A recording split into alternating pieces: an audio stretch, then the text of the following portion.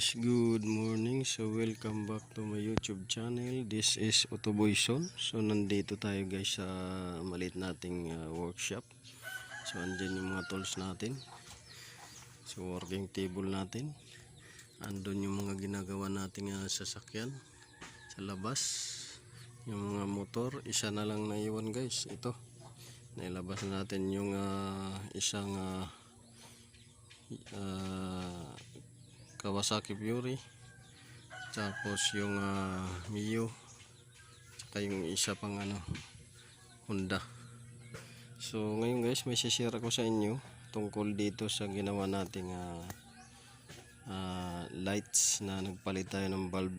So may share lang ako sa inyo kung bakit wag kayo or piliin yung tama na bulb na dapat para dun sa sasakyan ninyo para hindi masunog yung wiring.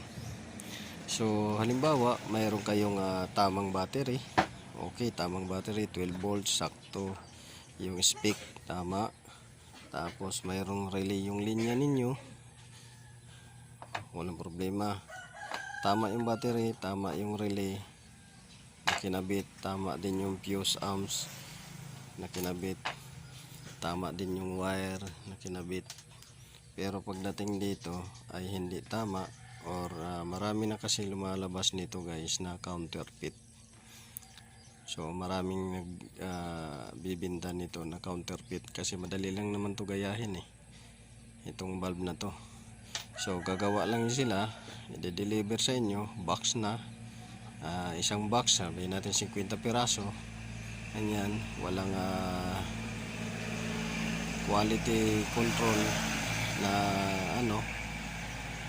testing. So yan yung i-share ko sa inyo.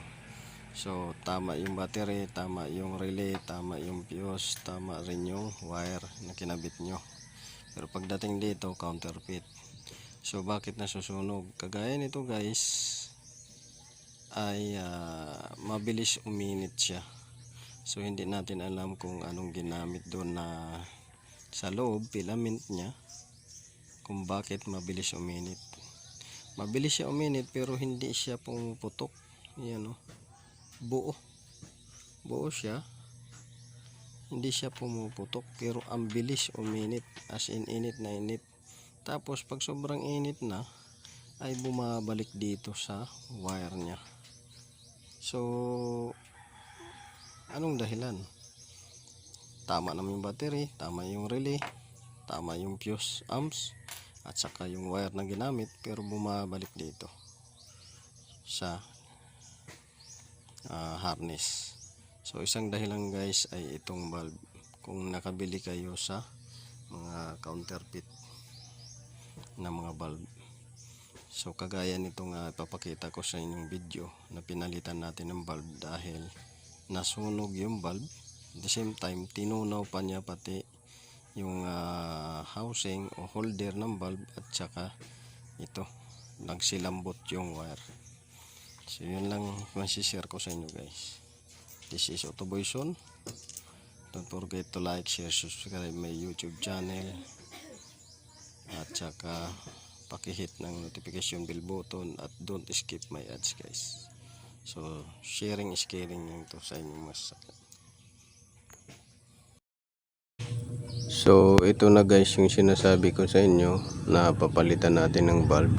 So ipapalit natin na bulb ay yung tail light tsaka brake light bulb. So yung papalitan natin ngayon. So sundan nyo lang yung video guys, at hanggang sa pagganahin na natin.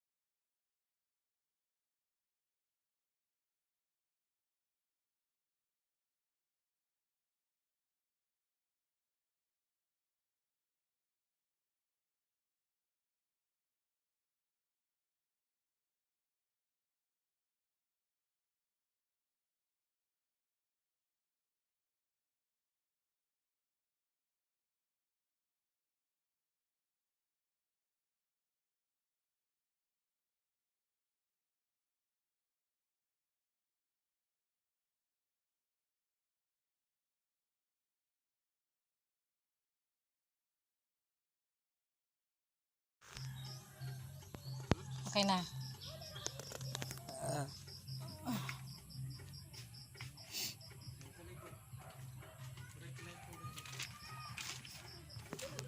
Oh.